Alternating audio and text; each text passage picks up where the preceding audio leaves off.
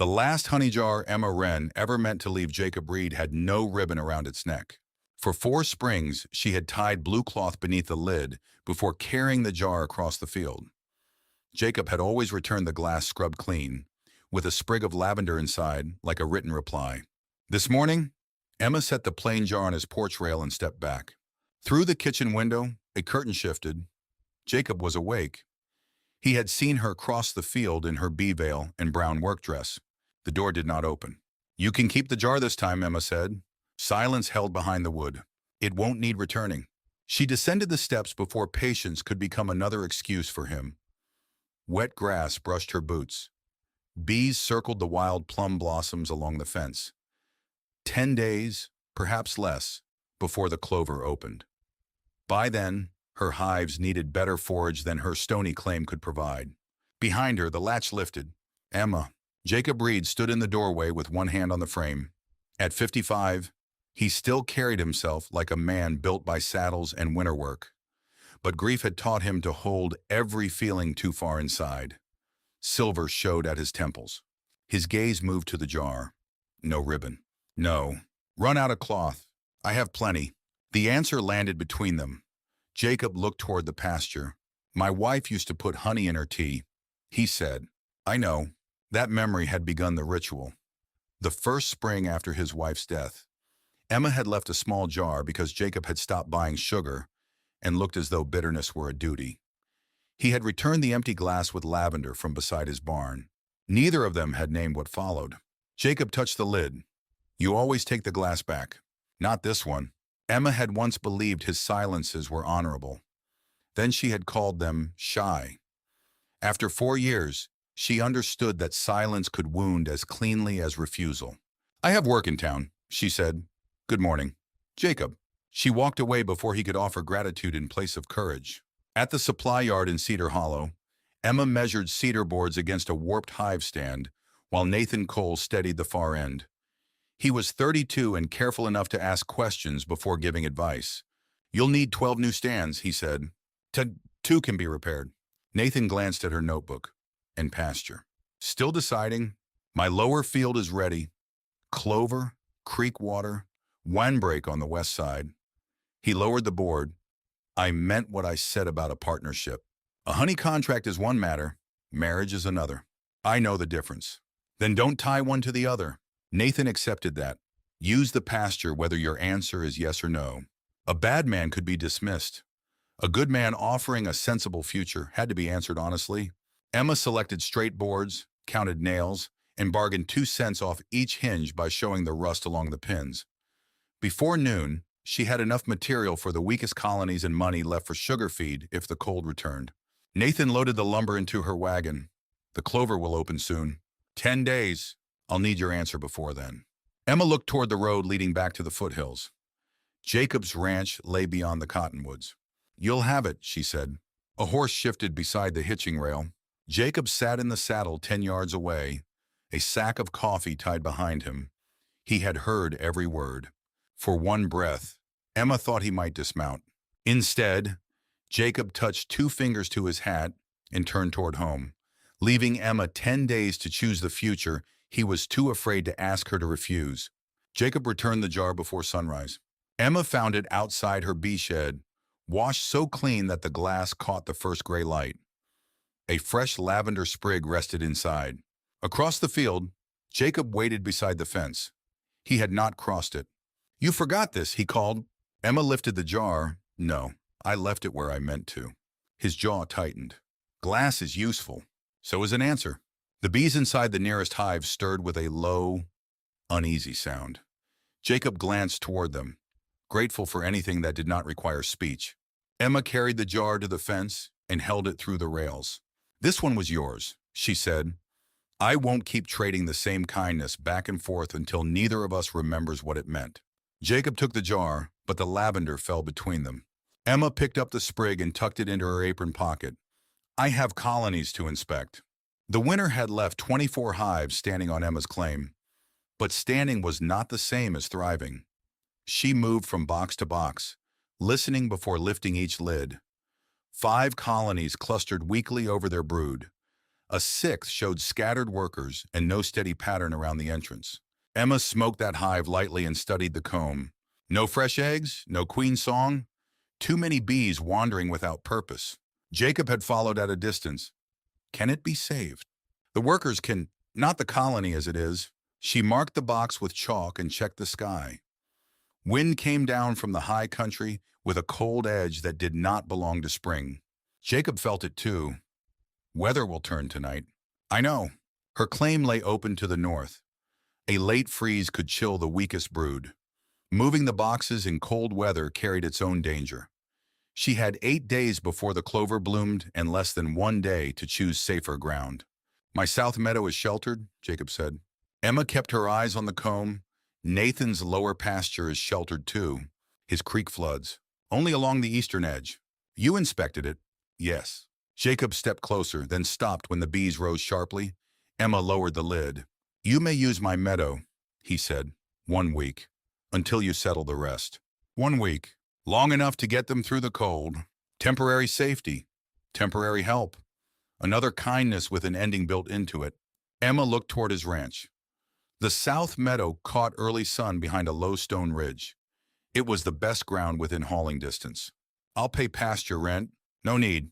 There is if I bring 24 colonies onto your land. He nodded reluctantly. We'll agree later. We agree before the hives move. Jacob almost smiled. You always did bargain before breakfast.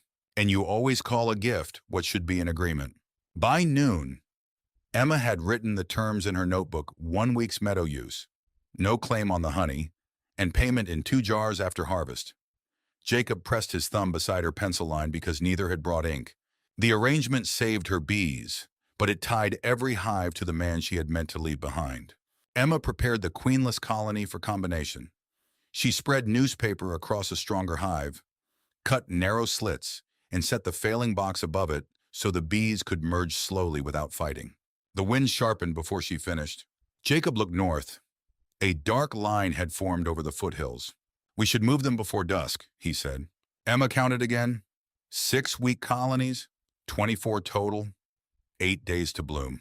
A cold drop struck the hive lid, then another. Across the ridge, the temperature fell fast enough to turn Emma's breath white, while half her colonies still stood exposed between the claim she could no longer trust and the meadow she had not yet reached. The first hive wagon reached Jacob's south meadow before the rain hardened. Emma walked beside the lead team with one hand on the brake lever and the other pressed against the nearest hive body. Every rut made the boxes shudder. Inside, thousands of bees held close around brood that could not survive a long chill. Slow at the stones, she called. Jacob eased the horses down. I see them. You see the road? I'm watching the boxes. He obeyed without argument. Emma had marked each stand with stakes. The strongest colonies went along the outer row where they could take the wind. The 6 weakened hives belonged behind the stone ridge, facing the first morning sun. Jacob reached for the nearest box. Not that one, Emma said. It's closest. It's also too warm from the move. Set the gray hive first. He changed his grip and carried the gray hive where she pointed, waiting for her to level the stand before lowering it. Cold rain dotted the lids. Emma placed damp burlap over exposed joints, narrowed entrances, and checked every strap before allowing the next box off the wagon. One of Jacob's hired hands approached the queenless colony. I can take that alone, the man said. No, that box goes above number 9 and it stays upright.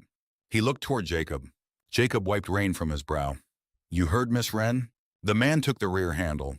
Emma noticed the change but did not pause over it. Respect mattered most when it became useful. By dark, all 24 hive bodies stood behind the ridge. Lantern light moved across wet cedar and drifting smoke. Emma opened the marked colony just enough to inspect the newspaper seam beneath it. The workers had begun chewing through. They'll fight, Jacob asked. Not if they meet slowly. By morning, their scents should blend. And the queen, the lower colony has one. The upper workers will join her. Jacob watched bees pass through the first narrow tear. You saved the hive by letting it stop being what it was. I saved the bees. The box is only a box. His eyes remained on her a moment too long. At dawn, ice edged the grass. Emma moved down the rows before the sun cleared the ridge. The weakest colonies still hummed.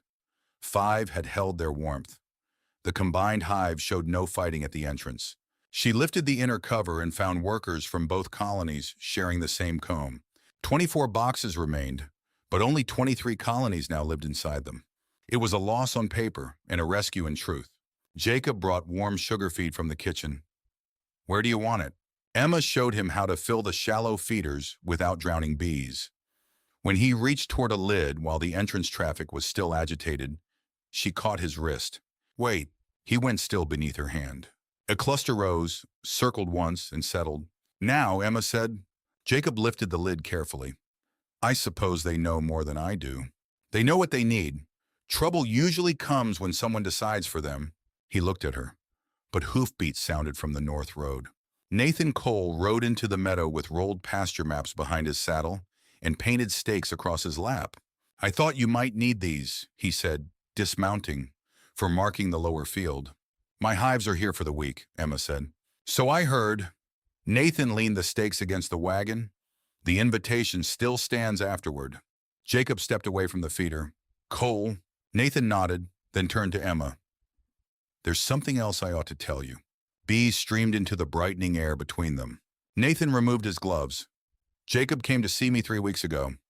He said your apiary needed room and that you deserved a partner with strong land and enough years to build something lasting." Emma faced Jacob. Nathan's voice softened. "He was the one who told me I should court you." The meadow seemed to narrow around the man who had offered Emma shelter, while quietly arranging for someone else to take her future beyond his gate. Jacob did not deny it. The admission sat in the wet meadow with the plain force of a gate left open. Nathan looked from one of them to the other. "I'll leave the stakes. You can decide what ground suits the bees." He mounted and rode toward town. Emma waited until the hoofbeats faded. "You went to him." Jacob set the feeder pail on the wagon. "Your hives need land. That was mine to arrange. He has good pasture. So do you." His face closed. "Mine is not a future." Emma stared at him. Behind Jacob, bees lifted into sunlight from the 23 living colonies she had kept alive through the cold. He could trust her with their survival, yet not with the truth of her own heart. "Then we understand each other," she said. She turned back to work before anger made her careless. For 2 days, Emma and Jacob spoke only when the hives required it. The cold loosened its hold. Plum and willow opened along the creek, and the strongest foragers returned with pale yellow pollen along their legs. On the 3rd morning, Emma found a shallow frame capped with the first thin honey of spring. Jacob stood beside her while she lifted it. "Ready already?" "Only a little." They carried the frame to his kitchen because the shed was still damp. Emma cut away the wax caps with a warm knife. Honey slipped into the basin in slow amber threads, carrying the scent of willow and early blossom. Jacob set 2 cups on the table. The last jar Emma had left him stood in the pantry. Dust had gathered around its base, and dried honey marked the glass beneath the lid. He brought it out. "My wife kept tea too strong," he said sweetness ought to earn its place. Emma strained a spoonful of new honey into each cup. Was she right? Usually. They drank at the scarred table where Jacob had eaten alone for years. Sunlight reached the far wall. For once, neither hurried to replace silence with work. Jacob looked toward the jar. "Your honey made this room feel occupied again." The words were simple, but they were more than he had given her in 4 springs. Emma let them rest. Then she asked, "Why Nathan?" Jacob's fingers tightened around the cup. "Because he can give you children, if you want them. Years enough to see them grown. A partner who won't leave you alone before your hair turns gray. You don't know when any man will die. I know I have 27 years on you, and I know you crossed a field to speak to another man about my life. I was trying to be decent." "No, you were trying to avoid being answerable." Jacob stood. "Emma, you decided I should be spared the burden of choosing you. Then you decided Nathan was suitable. You gave away a future that was never yours to give." He had no reply that did not prove her right. Emma carried the cups to the basin. "My week here ends tomorrow. The weather is settled. Leave the hives through bloom." "On what terms?" His silence returned. That was answer enough. Emma removed her hand-drawn meadow map from its nail. By afternoon, she had packed her smoker tins, tools, spare veils, and folded canvas from Jacob's shed. She told the teamster to arrive in 4 days. When the blossom window opened, Jacob helped without being asked, but Emma gave him no task that required trust. At dusk, she lifted the final crate into her wagon, a small cloth bundle, its blue cord frayed from years of handling, slipped from beneath the folded canvas and rolled under the pantry table. Neither saw it. Emma climbed to the wagon seat. Thank you for the meadow. The formality struck harder than blame. Jacob stood beside the porch with the last honey jar behind him in the darkening kitchen. 4 days remained before bloom. When he returned inside, his boot touched something beneath the table. Jacob bent and drew out the unfamiliar cloth bundle, worn soft at the corners, with one crushed lavender flower caught in its loosened cord. Jacob carried the bundle to the table and loosened the frayed blue cord. Lavender spilled across the wood. Not one sprig, dozens. Some were deep purple, others faded almost gray. A few had been tied in pairs with thread. Each came from the jars he had returned over 4 springs. Emma had saved every answer he had been too afraid to speak. Jacob sat down slowly. The oldest sprigs were brittle enough to crumble beneath a breath. Newer ones still held their scent. Between them lay narrow scraps of paper marked in Emma's hand. First thaw, late frost, willow bloom, summer rain. She had not mistaken the lavender for politeness. She had received it as a promise. Outside, wind drove dust against the porch. The kitchen clock ticked above the stove, loud in the empty room. Jacob looked at the last honey jar in the pantry. Dried sweetness clouded its neck. Dust marked the place where it had stood untouched while Emma packed her life away. He had told himself that love could be honorable if it asked for nothing. The bundle proved what his silence had asked from her instead. 4 years of waiting, hoping, and reading courage into gestures he never intended to explain. There are times when silence looks gentle only to the person hiding inside it. To the one left waiting, it can feel like a door that never opens. How long should kindness remain patient before it must protect its own heart? Jacob gathered the lavender carefully and returned it to the cloth. Thunder rolled over the foothills. He went to the window. Dark weather pressed down from the high country, moving too quickly for ordinary spring rain. Emma's hive wagon still stood near the south meadow. She meant to move them before bloom, but the teamster was not due for 4 days. The first hail struck the glass. Jacob crossed the kitchen in 3 strides. He pushed the lavender bundle inside his coat, grabbed the honey jar, and stopped only long enough to wrap it in a flour cloth. Then he saddled the bay mare beneath a sky already breaking apart. Cold rain hit before he reached the field. At Emma's claim, canvas snapped above stacked hive equipment. She stood on a wagon wheel, fighting to pull one corner down while the wind tore another rope loose. Water raced through the shallow ditch beside the yard. Emma. She turned, rain streaming from the brim of her hat. What are you doing here? Your bundle. A hive lid skidded across the mud before he could say more. Emma jumped from the wheel. Questions later. Help me get the empty boxes inside. Jacob followed her instructions. They carried supers into the shed, weighted the roof canvas with stones, and dragged feed sacks away from rising water. He kept the bundle close beneath his coat. Then Emma looked toward the south meadow. The main colonies were still there. Runoff poured down the ridge in silver sheets. My stands, she said. They mounted without another word. The ride across the field became a struggle against wind and hail. Jacob bent low over the mare's neck while Emma led them toward the sheltered rows she had built. Mud sucked at the horses' hooves. Water already covered the lower path. The first line of hives remained upright. The second did not. 2 stands leaned toward the draw, their legs sinking into softened ground. A third had shifted sideways. Bees crawled across the landing boards, too cold and wet to fly. Emma dismounted before her horse stopped. Ropes are in the tool chest, she shouted. Bring the shovel, too. Jacob tied the mare and ran for the shed. A gust struck him broadside. The wrap jar slipped from beneath his coat and hit the iron buckle of his saddlebag. Glass cracked sharply. Jacob caught it before it reached the ground. A chip had broken from the rim, but the jar held. He shoved it deeper inside his coat and grabbed the ropes. When he turned back, the lowest hive stand lurched. Emma braced both hands against one box as mud gave way beneath her boots. Beyond her, brown water rushed through the draw. 3 more stands began to tilt. The lavender bundle was soaking against Jacob's chest as he ran toward Emma and watched 4 living colonies start sliding toward the flood. Rope the rear stand first, Emma shouted. If the front one goes, the rest will follow. Jacob ran the rope beneath the lowest frame while Mud pulled at his boots. Emma looped the other end around a cottonwood above the draw, then drove a stake beside the second stand with the back of her hive tool. Pull when I say. The ground shifted beneath her. Now, Jacob leaned into the rope. The hive scraped sideways through the mud, bees clinging to the landing board in a wet, shivering mass. Emma guided it onto firmer ground and wedged stones beneath the legs. A second stand tipped toward them. Jacob reached for it. Not from that side? You'll crush the entrance. He changed position without argument. Together they lifted while water struck their knees. Emma ordered him to hold the rear corner while she cleared mud from the entrance and slid a board beneath the sinking leg. The third colony had begun to split at the seam. Canvas. Jacob tore a strip from the damaged storm cover. Emma wrapped it around the hive body and cinched it tight enough to hold the boxes together without sealing the bees inside. The fourth stand collapsed before they reached it.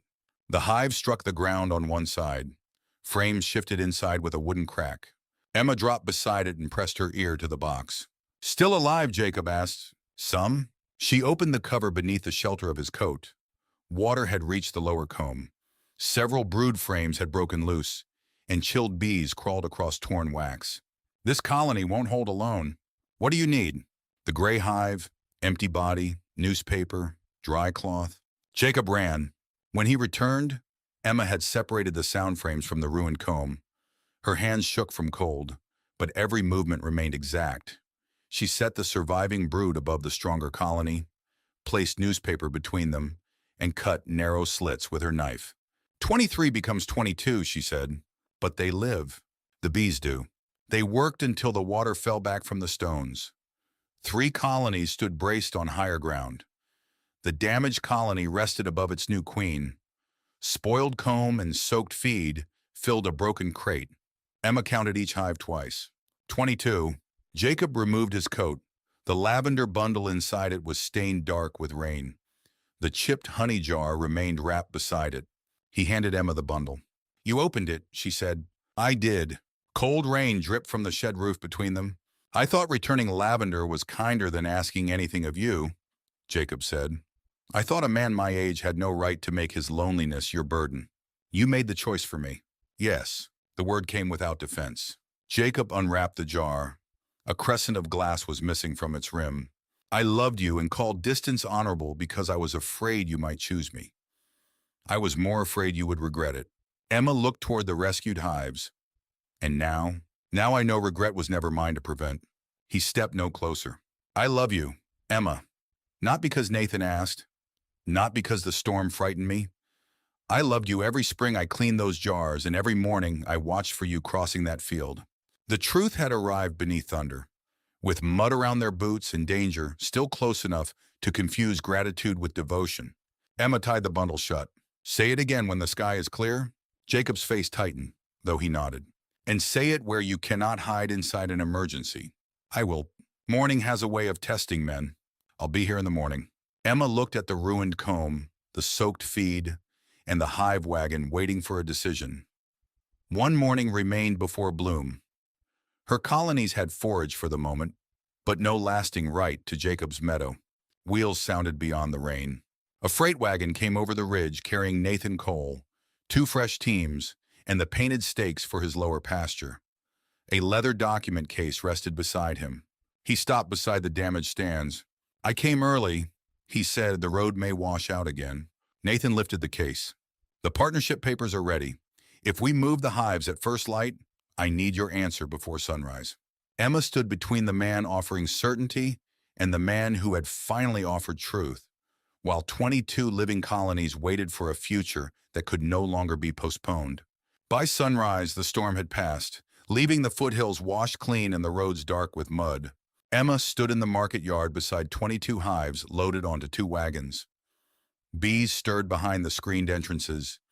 Buyers, ranch wives, and storekeepers moved between tables, while the first clover opened pale across the lower fields.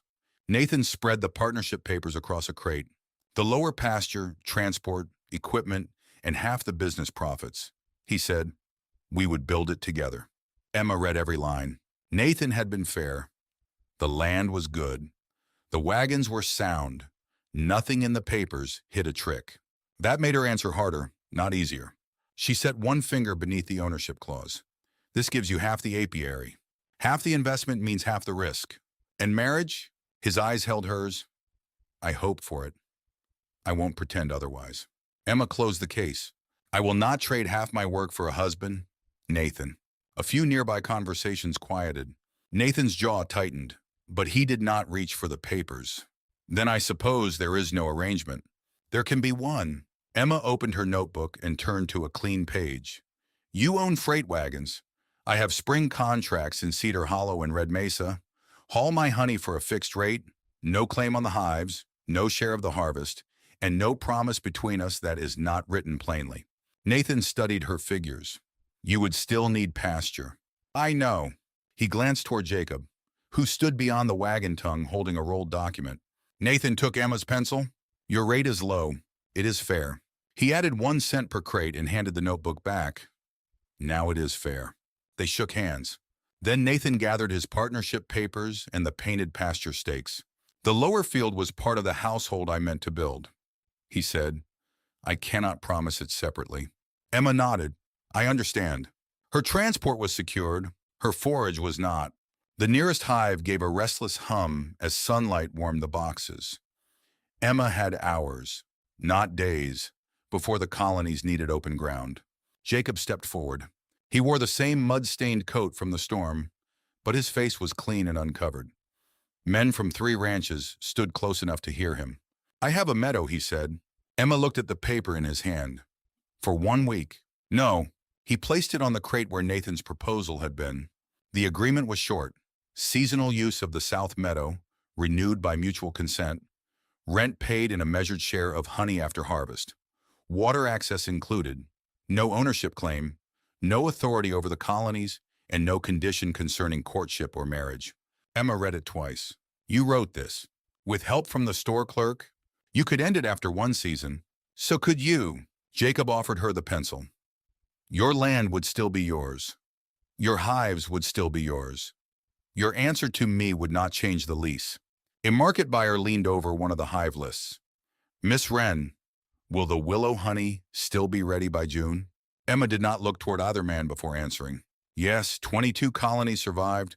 The first delivery will be smaller, but it will arrive. The buyer marked her order. Another asked about comb honey. A ranch wife requested 2 jars for the hotel kitchen. Questions moved toward Emma because the knowledge, contracts, and risk belonged to her. She amended Jacob's lease to include repair costs for any stand damaged by his cattle. He read the line and signed beneath it. Emma signed next. No applause followed. No one needed it. Nathan hitched his team to the lead wagon at the agreed freight rate. Jacob took the rear wagon and waited for Emma's direction. South Ridge, she said, or Morning Sun, entrance is east. Keep the weak colonies behind the stone wall. Yes, ma'am. The words carried just far enough for the men nearby to hear who held authority. By noon, 22 colonies stood over fresh clover. Bees poured from their entrances and rose above the meadow in widening circles. Emma had kept her contracts, her name, and every part of the business she had built. Jacob had chosen to stand beside her where others could see. But when the last hive settled, Emma looked toward the porch across the field. Public courage was not the same as a private promise. Jacob had 1 more distance to cross. By late afternoon, the South Meadow had settled into the steady hum of work. Emma moved among the hives, checking entrances and watching the weaker colonies find the clover. The storm had left mud along every wheel track, but sunlight warmed the cedar boxes. Bees rose and returned carrying pale pollen. Across the field, Jacob disappeared into his house. Emma told herself she had expected nothing more. The lease was fair. The meadow was secure. Nathan's freight agreement would carry her honey to market without taking her business from her. Those were real things, earned and written plainly. Still, when Jacob's porch remained empty, the old ache returned. Perhaps daylight had tested him after all. Emma finished securing the last feeder and walked back toward her claim. She had reached her porch when she heard footsteps in the grass. Jacob came across the field on foot. He wore a clean shirt, though mud still marked his boots. His hat was in one hand, in the other. He carried the chipped honey jar. The rain-stained cloth bundle was gone. Lavender filled the glass from bottom to lid. Emma stood beside the porch rail without moving. Jacob climbed the steps and held the jar toward her. "I thought those sprigs were answers," she said. "They were." "Then why did it take 4 years to understand the question?" "Because I was a coward who knew how to make fear sound respectable." Emma looked at the crescent missing from the rim. "The jar is broken. Chipped. It will never be what it was?" "No." Jacob kept his hand steady. "Neither will we." The honesty of it softened something she had guarded since the morning she left the final jar. She did not take it yet. "Are you here because Nathan asked me to marry him?" "No." "Because you nearly lost the hives?" "No." "Because you are grateful I brought warmth back to your kitchen." Jacob drew a slow breath. "I am here because I want the ordinary years with you. The good harvests and the lean ones. Your bees in my meadow. Your tools where I trip over them. Arguments I cannot escape by riding to the far pasture." Emma's mouth almost curved. He continued before courage could leave him. "I want tea at that table, even when you make it too weak. I want to grow older where you can see it happening. I want you to choose freely, and I will not decide again what is best for you." He lifted the jar slightly. "Emma Wren, may sweetness still have time." She studied the man before her. He had crossed the field without a storm behind him, without Nathan watching, and without any emergency to disguise the risk. "What happens when you become frightened again?" she asked. "I speak before I arrange someone else's future. And when the town counts the years between us, they may count what they please. I have wasted enough time doing it for them." Emma took the jar. Lavender shifted softly against the glass. "Yes," she said, "sweetness still has time." Jacob's eyes closed for one brief moment. When they opened, he did not reach for her until she placed her free hand in his. At sunset, 22 colonies worked the clover beyond the stone ridge. The chipped honey jar stood on Emma's table, full of lavender, while Jacob's hat hung beside her door.